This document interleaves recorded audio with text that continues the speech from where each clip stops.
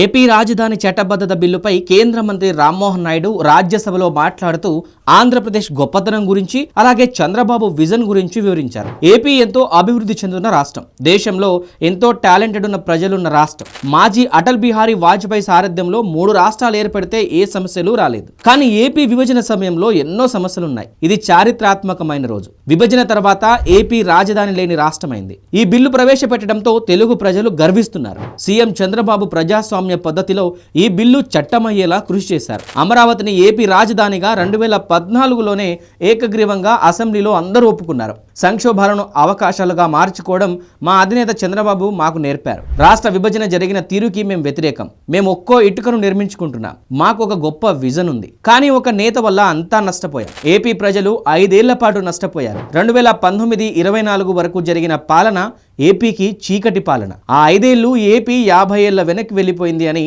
మంత్రి రామ్మోహన్ నాయుడు చెప్పుకొచ్చారు.